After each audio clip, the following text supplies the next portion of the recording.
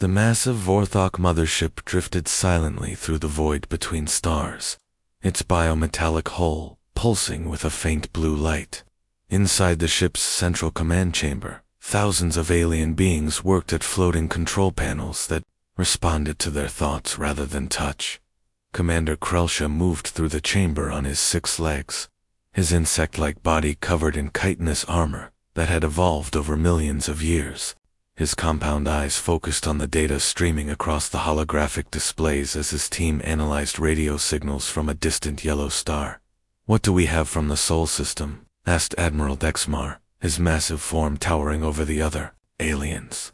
His 4 muscular arms ended in claws that could crush steel, and his reptilian head bore scars from 100 battles across the galaxy. Krelsha clicked his mandibles in what passed for laughter among his species. "Primitive broadcasts, Admiral music, entertainment, something they call news. The electromagnetic signature suggests they have barely mastered nuclear fission. Their most advanced spacecraft use chemical rockets." The Admiral studied the readout with growing amusement. The Vorthok Confederation had conquered 47 star systems in the past century. Each victory had been swift and decisive against species far more advanced than these creatures from Sol 3. "Show me their military capabilities," Dexmar commanded. The holographic display shifted to show grainy images of human military equipment. Tanks that moved on primitive tracks, aircraft that required physical pilots, weapons that fired simple projectiles using chemical explosives. "They still fight wars on the surface of their planet," Krelsha reported. "No energy shields, no plasma weapons, no faster-than-light communication. Admiral, these beings are practically Stone Age savages compared to our technology." Other aliens in the command center gathered around the display, their various forms creating a bizarre council of galactic predators. The Krillians with their tentacled faces, the morphic beings that could change shape at will, the crystalline Zephyrites whose bodies sang with harmonic frequencies, all representatives of species that had learned to fear Vorthok power. "Look at this," laughed Commander Veltar, a Krillian whose purple skin glistened under the ship's lights. "They fight each other constantly. Their planet is divided into hundreds of separate territories. They cannot even unite their own species." Admiral Dexmar's eyes glowed brighter as he considered the opportunity. A divided species with primitive technology on a single world. This will be the easiest conquest in Confederation history. The moment that would change everything came 3 days later. The Deep Space Monitoring Station on the edge of Vorthok territory detected an approaching object. The duty officer, a young Vorthok named Kexalon, initially dismissed it as space debris. "Wait," he said, studying the readings more carefully. "This object is artificial. It's transmitting some kind of signal." The object was humanity's New Horizon probe, launched decades earlier to explore the outer reaches of the solar system. Its simple nuclear battery and basic instruments made it laughably primitive by Vorthok standards, but it was proof that the humans were beginning to venture beyond their home system. Admiral Vexmar examined the captured probe personally. Its metal construction was crude, welded rather than grown, like proper technology. Its computer systems used primitive silicon circuits instead of bioneural networks. Everything about it screamed of a species that had barely crawled out of its technological infancy. "This settles it," the Admiral announced to the assembled High Council.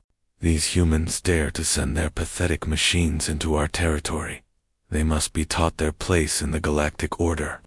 The High Council chamber erupted in approving sounds as hundreds of alien representatives voiced their agreement. The Vorthok had never lost a war. Their bioships could repair themselves in battle. Their plasma weapons could melt through any armor, and their warriors were bred for combat from birth. "I hereby declare war on the inhabitants of Sol 3, Admiral Dexmar proclaimed, his voice echoing through the chamber. "We shall add another primitive world to our empire and show the galaxy that the Vorthok Confederation remains supreme." The declaration was broadcast across 17 star systems using quantum transmitters that could carry messages faster than light itself.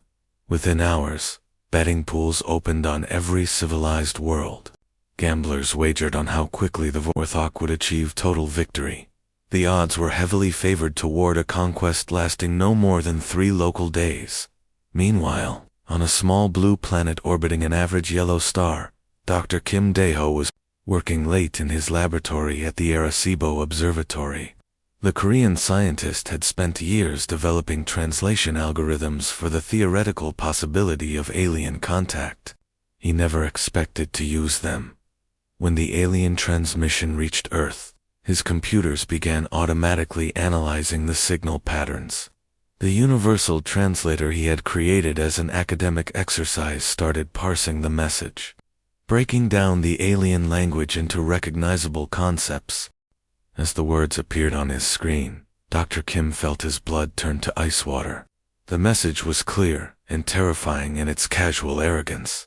The aliens had just declared war on humanity, and they thought it would be easy. Captain Lee Min-soo floated in the command chair of the colony ship Soul's Dream, watching the stars through the main view screen. 3 days had passed since they left Earth's solar system, and the ship was running perfectly. Behind him, 15,000 colonists slept in their cold sleep pods, dreaming of the new world they would build around Proxima Centauri. The ship was massive, almost 2 kilometers long, with thick armor plating and powerful engines that had taken humanity 50 years to develop. 2 smaller ships flew beside it like guard dogs. The Busan and Incheon were military escorts, each carrying 50 Marines and enough weapons to fight off pirates or hostile aliens. Lieutenant Park So-young sat at the sensor station, her dark eyes focused on the glowing displays. She was only 25 years old, but had already proven herself as one of humanity's best sensor operators.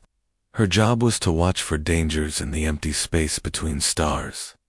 "Captain," she said suddenly, her voice tight with concern, "I'm picking up multiple contacts ahead. Large ships, moving in formation."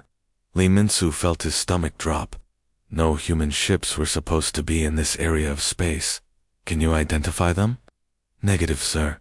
The designs are completely unknown. They're big, Captain, much bigger than us."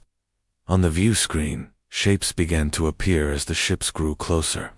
They looked like living creatures rather than machines, with curved hulls that seemed to pulse with their own light. Strange spines and tendrils extended from their surfaces, giving them the appearance of deep-sea monsters swimming through the void. "My God," whispered Navigation Officer Kim Tae-won. "Those aren't human ships." Captain Lee stood up from his chair, his military training taking control of his fear. This was first contact with an alien species. Everything humanity did in the next few minutes would shape the future of both races. "Open a communication channel," he ordered. "All frequencies." The communication officer nodded and activated the transmitters. Lee cleared his throat and spoke clearly into the microphone. "Unknown vessels, this is Captain Lee Min-soo of the Earth vessel Soul's Dream. We are peaceful explorers from the planet Earth. We come in peace and request permission to pass through your territory safely." For several long seconds, there was no response. The alien ships continued to approach, their formation perfect and threatening. Lee could see weapon ports opening along their hulls like the mouths of hungry sharks. "Sir," called Lieutenant Park, her voice rising with panic, "they're charging weapons. Energy readings are off the charts." "Repeat our message," Lee ordered. "Tell them we're not hostile. We just want to." The first plasma bolt hit the Busan without warning. The escort ship exploded in a ball of superheated gas and metal fragments. A second later, the Incheon suffered the same fate. Both ships died so quickly, their crews never had time to scream. The bridge of the Soul's Dream erupted in chaos. Sparks flew from damaged control panels as the alien weapons turned toward the colony ship. Alarms screamed throughout the massive vessel as hull breaches vented atmosphere into space. "All hands, abandon ship." Captain Lee shouted over the noise. Launch all life pods immediately. Lieutenant Park's fingers flew over her console as she tried to send a message back to Earth. The communication array was failing, but she managed to transmit the tactical data she had gathered about the alien ships. The information would reach Earth in 4 years, but it might save humanity when it arrived. Data, pack it away, Captain, she reported just before another plasma bolt destroyed her station. The evacuation pods launched from the dying colony. Ship-like seeds scattered by the wind. Most of them made it clear before the soul's dream broke apart. Her hull torn open by weapons that turned solid metal into glowing vapor. Captain Lee was among the survivors who watched their ship die from the safety of an escape pod. 15,000 colonists, humanity's hope for the future, had been murdered without mercy or reason. The aliens had not even tried to communicate. They had simply killed everything in their path. Far away in the asteroid belt between Mars and Jupiter, the mining station, Jeju, detected the approaching enemy fleet on their long-range sensors. Chief Engineer Choi Woo-jin was a tough man who had spent 20 years working in the dangerous environment of space. He had survived equipment failures, solar storms, and mining accidents that would have killed lesser men, but he had never faced an enemy that wanted to wipe out his entire species. Earth Control, this is Jeju Station, he transmitted as the alien ships closed in. We have contact with hostile alien forces. They're not responding to our communications. They're not trying to capture our equipment or take prisoners. The plasma beams reached out like fingers of death, cutting through the station's hull with terrifying ease. Choi's final transmission was brief and filled with the sound of dying men. They're just killing everything. Admiral Dexmar reviewed the battle reports from his flagship with growing confusion. The humans had fought back harder than expected. Their nuclear weapons were primitive, but effective, and several ships had been damaged by desperate ramming attacks. The prey was supposed to be helpless. But these humans had teeth, and they were not afraid to use them. President Park Soo-ben walked slowly to the podium in the United Nations Assembly Hall. Every seat was filled with representatives from every nation on Earth. For the first time in human history, there were no empty chairs. No country had refused to attend. The alien attack had changed everything. She looked out at the faces staring back at her. Russians sat next to Americans. Chinese delegates nodded to their Japanese counterparts. Enemies who had fought for generations now shared the same fear, the same desperate hope for survival. My fellow humans, she began, her voice steady, despite the weight of the moment. 3 days ago, aliens destroyed our colony ship and killed 15,000 of our people. They attacked without warning. They showed no mercy. They want us dead. The hall was completely silent. Every person in the room understood that this was not about politics or territory anymore. This was about the survival of the human race. For the first time in our history, we face extinction not from ourselves, but from the stars. Today, humanity stands as one. The vote was unanimous. Every nation on Earth agreed to combine their military forces, their scientists, their resources, everything they had to fight back against the alien threat. Old enemies became allies in a matter of hours. Deep beneath the Korean Advanced Institute of Science and Technology, Dr. Yoon Ha-jin worked without sleep for the 3rd day in a row. The underground laboratory hummed with activity as her team studied pieces of alien technology recovered from the destroyed ships. The debris had been brought back to Earth by the survivors in their escape pods. Fragments of alien hull plating, pieces of weapons, systems, and most importantly, part of a computer core that still contained data about how their technology worked. The plasma conduits are incredible, she told her assistant, Dr. Lee, as they studied a piece of alien metal under a powerful microscope. They use a crystalline matrix we've never seen before. It can conduct energy at temperatures that would melt our best materials.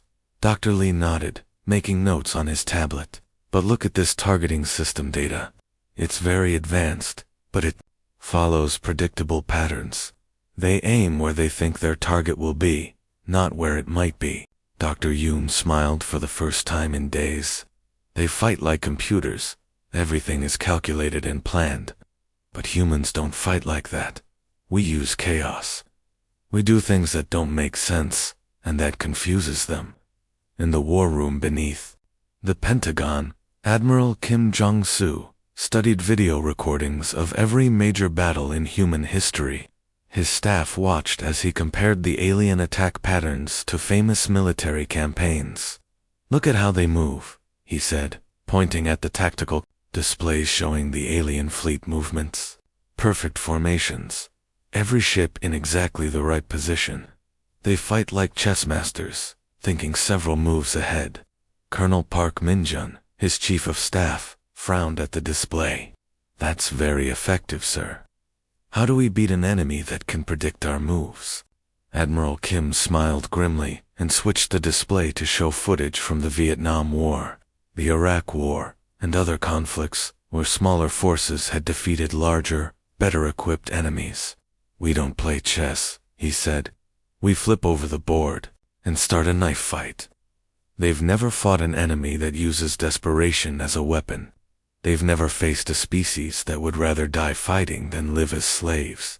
The first human counterattack happened near the asteroid belt, where Captain Lim Da-yoon commanded the destroyer Dokdo. Her ship was small compared to the alien vessels, carrying only a crew of 50 and a handful of nuclear missiles.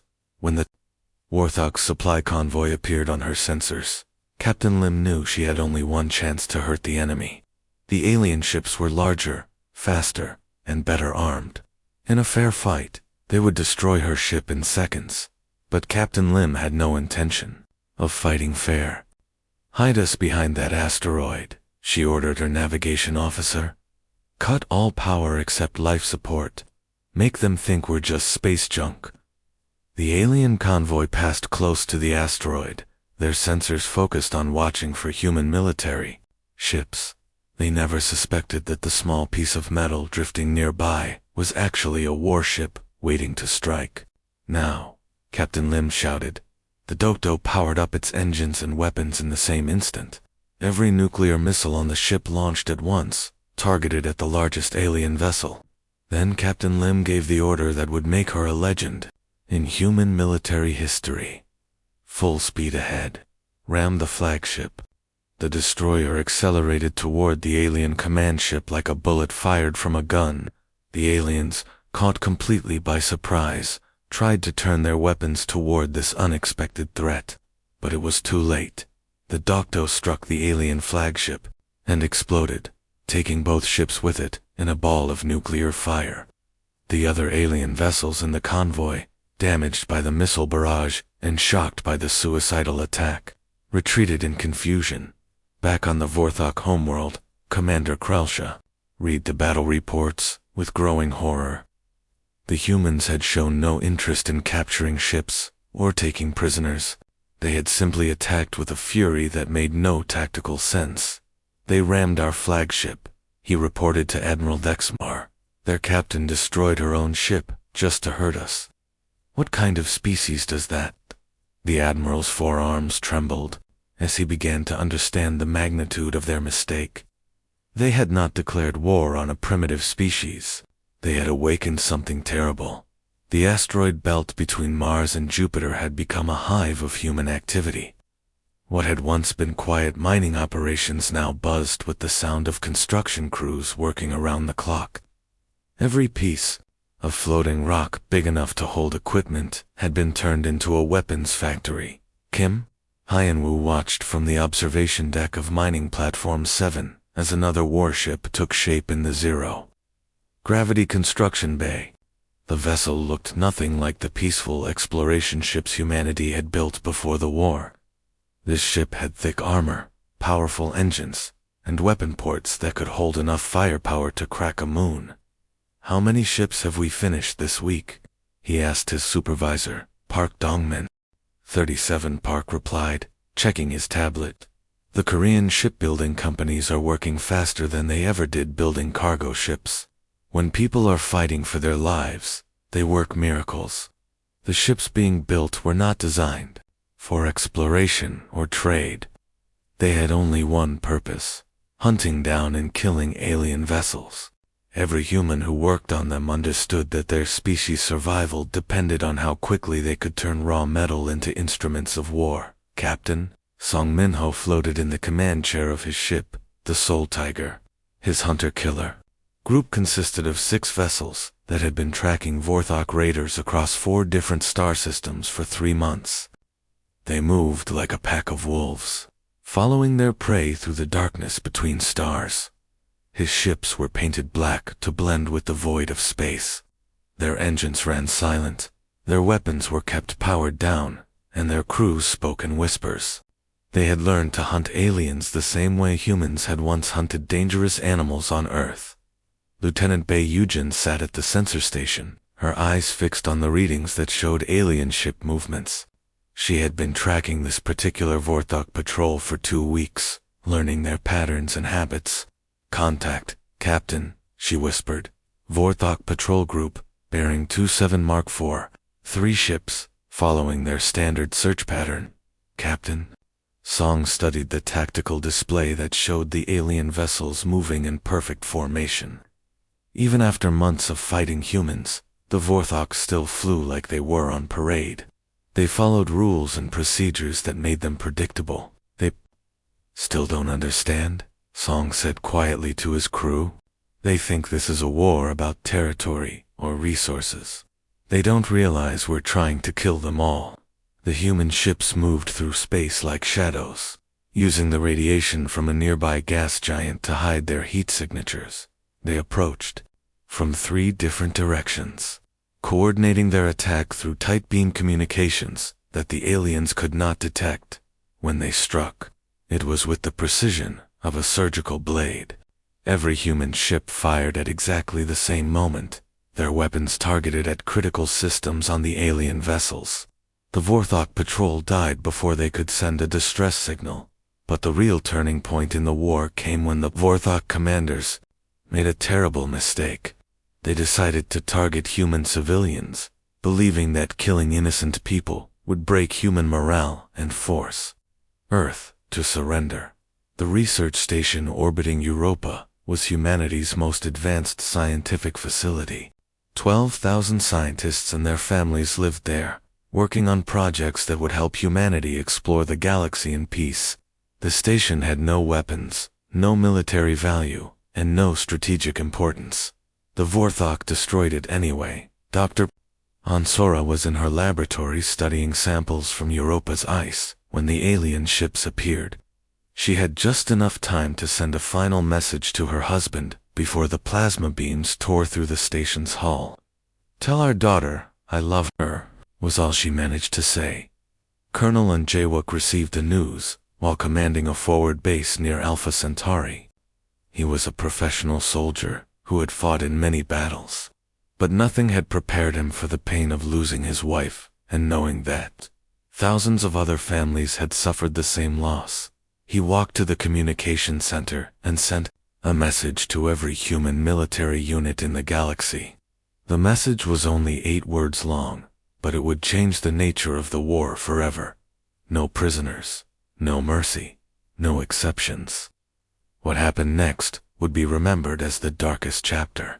In human military history, human forces began systematically hunting down every Vorthok outpost, base, and ship they could find. They showed no interest in capturing territory or equipment. They simply killed everything alien they encountered. Captain Lee Dongahar commanded a squadron that attacked a Vorthok fuel depot near Proxima Centauri. Instead of capturing the facility, they destroyed it completely and left behind a warning beacon that broadcasts a simple message in the Vorthok language: "Leave human space or die." Admiral Dexmar watched the reports coming in from across the galaxy with growing horror. Human forces were not fighting like any species the Vorthok had ever encountered. They were not trying to conquer territory or capture resources. They were fighting a war of extermination. "Sir," reported Commander Krelsha, his voice shaking with fear, The humans have destroyed 17 more of our outposts. They're not taking anything. They're just killing our people and moving on. Admiral Dexmar realized that the Vorthok had made a fatal error. They had turned humanity's grief into hatred, and a species that had spent thousands of years perfecting the art of warfare was now focused on a single goal: the complete destruction of every alien who had dared to threaten their children. The hunt had begun, and the Vorthok were the prey. The Vorthok homeworld had never seen an enemy fleet before. For thousands of years, Vorthok Prime had been the center of a mighty empire that conquered other worlds but never faced invasion itself. The planet's blue-green surface sparkled with massive cities and orbital defense platforms that could destroy entire fleets, but nothing had prepared them for what emerged from hyperspace on that dark morning. 500 human warships appeared in perfect formation around the planet. They moved like a swarm of angry insects, each ship painted black as space itself. The vessels bore names written in human languages: Soul Avenger, Bison's Revenge, Europa's Memory, and dozens of others that honored the dead. Admiral Dexmar watched from his flagship as the human fleet took position around his homeworld. His forearms trembled as he counted the enemy ships. Each one was smaller than a proper Vorthok warship, but there were so many of them that they blocked out the stars. "Open a communication channel," he ordered, his voice barely above a whisper. "Perhaps we can negotiate with these creatures." The face that appeared on his view screen belonged to Admiral Kim Jong-soo, commander of the human fleet. The Korean officer's eyes held no mercy, no hint of the diplomacy that civilized species use to end wars. "We can discuss terms, Admiral," Dexmar said, trying to keep his voice steady. "Surely rational beings can find a peaceful solution to this conflict." Admiral Kim's reply was cold as the void between stars. "You killed our children. You destroyed our research station and murdered 12,000 innocent people. There are no terms. There is only surrender or death." On the human flagship Asterisk, the Great Asterisk, Dr. Kang Ji-woo made final preparations for the weapons she had spent 2 years developing. The scientist had studied captured Vorthok prisoners, learning everything about their biology, their genetics, and their weaknesses. "The biological weapons are ready," she reported to Admiral Kim. "The virus will target their specific genetic markers. It won't harm any other species, but it will kill every Vorthok on the planet within hours." Admiral Kim nodded grimly. "And the other weapons? The nanomachines will dissolve their metallic bone structure. The quantum disruptors will collapse their telepathic communication network and drive the survivors insane." Dr. Kong paused, disturbed by her own creations. "Admiral, these weapons are designed for complete extermination. There will be no survivors." "Good," Admiral Kim replied. "They wanted a war. Now they get to see what humans do to species that threaten our children." The first wave of the attack targeted the orbital defense platforms. Human fighters swarmed over the massive weapons like ants attacking a giant. The platforms had been designed to fight large warships in traditional battles, not thousands of small, fast-moving targets that attacked from every direction at once. Captain Ru Hyojin led her assault team through the smoking ruins of the Vorthok High Council building. The alien leaders who had started this war by declaring humans primitive were now hiding in underground bunkers, begging for mercy from the species they had tried to destroy. "Please," whimpered Council Leader Zarthel, his insect-like body curled. "In terror, we surrender. We will give you anything you want. Resources, technology, entire star systems." Captain Ru stood over the cowering alien, her battle armor stained with the blood of his guards. Her voice was amplified by her helmet's speakers, carrying her words throughout the ruined chamber. "You wanted to know what humans are," she said, her tone as cold as death itself. "We are the species that turns warfare into art. We are the species that has been perfecting the craft of killing for 10,000 years. She gestured to the destruction around them. the bodies of alien soldiers who had tried to defend their leaders. We are the nightmare that evolution creates when a species faces extinction often enough to get good at it. The surrender was broadcast across 17 star systems using the Vorthex's own communication network. Every alien civilization in the galaxy heard the message that would change the balance of power forever. The species from Sol 3 were not to be threatened, attacked, or underestimated. They had proven that superior technology meant nothing against superior brutality and the will to use it without mercy. Colonel Lee Sung-ho stood on the observation deck of the occupation headquarters, watching as Vorthok civilians boarded transport ships that would take them to refugee camps on distant worlds. The Vorthok military had been completely destroyed, their government dissolved, their empire scattered to the winds. "Sir," his aide reported, "the last of the civilian transports will depart tomorrow. The planet will be empty except for our military bases." Colonel Lee nodded, but his thoughts were troubled. When humanity had first reached for the stars, they had dreamed of exploring new worlds, meeting alien civilizations, and expanding knowledge throughout the galaxy. Instead, they had become something else entirely. The war had changed them into predators, apex hunters, who struck fear into every species that heard their name. Other aliens no longer saw humans as curious explorers from a small blue planet.